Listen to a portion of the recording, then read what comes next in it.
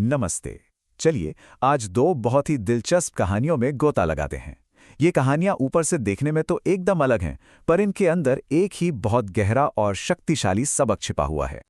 और यही वो सवाल है जो इन दोनों कहानियों की जड़ में है। देखिए, एक कहानी है घर की चारदीवारी के अंदर की और दूसरी है एक भीड़-भाड़ वाले बाजार की।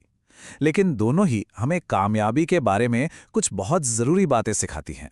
तो फिर चलिए हमारी पहली कहानी में चलते हैं, जो एक ऐसे परिवार की है जहां दो बहुएं हैं और दोनों का स्वभाव एक दूसरे से बिल्कुल जुदा है।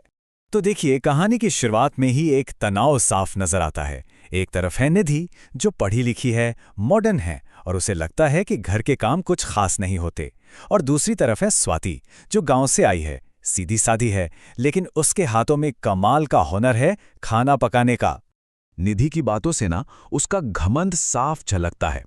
वहीं दूसरी तरफ स्वाति अपने खाने के स्वाद से धीरे धीरे चुपचाप पूरे परिवार का दिल जीतना शुरू कर देती है। और फिर कहानी में एक बड़ा मोड़ आता है। अचानक परिवार की आर्थिक हालात बिल्कुल खराब हो जाती है।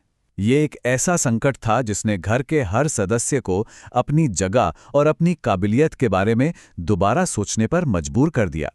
कहते हैं ना, हर संकट अपने साथ एक मौका भी लाता है, और यहां यह संकट एक उम्मीद की किरण लेकर आया।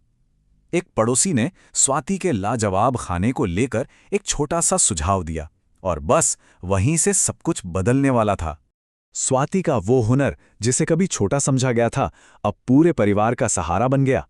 5 टिफिन के एक छोटे से ऑर्डर से शुरू हुआ यह सफर 50 टिफिन तक पहुंच गया, और सबसे बड़ी बात, निधि भी मदद के लिए आगे आई। देखते देखते उनका ये छोटा सा बिजनेस इतना सफल हुआ कि परिवार का सारा कर्ज उतर गया। तो ये थी स्वाति की कहानी, जो हमें हुनर और मेहनत की ताकत दिखाती है। अब चलिए एक बिल्कुल अलग माहौल में चलते हैं, एक हलचल भरे बाजार में, जहां मुकाबले और जलन की एक और कहानी हमारा इंतजार कर रही है। यहाँ हमारी मुलाकात होती है नीरज से, जिसका एक सादा सा ठेला है, लेकिन वह हमेशा ग्राहकों की भीड़ लगी रहती है। और दूसरी तरफ है गौरव, जो कोशिश तो बहुत करता है, लेकिन उसका बिजनेस चल ही नहीं पा रहा और उसका ठेला ज्यादातर खाली रहता है। गौरव को ना नीरज की कामयाबी से जलन होने लगती है। वो इस बात को लेकर बेचैन हो जाता है कि नीरज के खाने में ऐसा क्या जादू है। उसे यकीन हो जाता है कि जरूर कोई गुप्त मसाला है, कोई जादुई पाउडर, और वो उसे किसी भी कीमत पर हासिल करना चाहता है।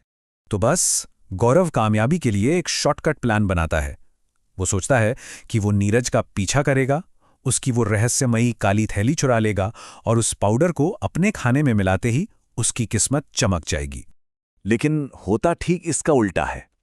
वो चुराया हुआ पाउडर कोई जादू नहीं करता, बल्कि उसका खाना और भी ज्यादा खराब हो जाता है। हालत इतनी बिगड़ जाती है कि उसके ग्राहक बीमार पड़ने लगते हैं और उसका बिजनेस पूरी तरह से बर्बाद हो जाता है। और फिर आखिर में राज खुलता है। वो जादुई पाउडर कोई मसाला था ही नहीं, वो तो एक बूढ़ी अम्मा का आशीर्वाद था, जिसे नीरज ने कभी दया करके खाना खिलाया था। असली जादू किसी चीज में नहीं, बल्कि उसके अच्छे कर्म में था। तब एक अलौकिक आवाज उसे समझाती है कि सफलता और असफलता सब कर्मों का ही तो खेल है।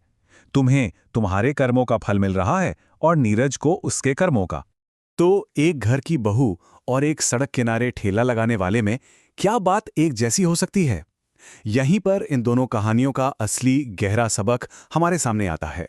जरा इस टेबल को देखिए, ये सब कुछ एकदम साफ कर देता है। निधि और गौरव दोनों की शुरुआत एक नेगेटिव भावना से हुई थी। एक में अहंकार था तो दूसरे में ईर्ष्या। लेकिन जहां निधि ने अपनी गलती सुधारकर मदद का हाथ बढ़ाया, वहीं गौरव लालच में अंधा हो गया। तो मतलब बिल्कुल साफ है ना? दोनों कहानियों में जो सच्ची और टिकने वाली कामयाबी मिली, वो किसी जादू, रुतबे या शॉर्टकट से नहीं आई। वो आई सच्चे हुनर से, कड़ी मेहनत से, और सबसे बढ़कर एक अच्छे चरित्र और दयालु दिल से।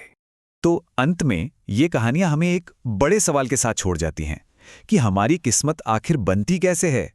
हम अपने रोजमर्रा के कामों, अपने हुनर और अपने चरित्र से अपनी नियति को किस हद तक कंट्रोल कर सकते हैं?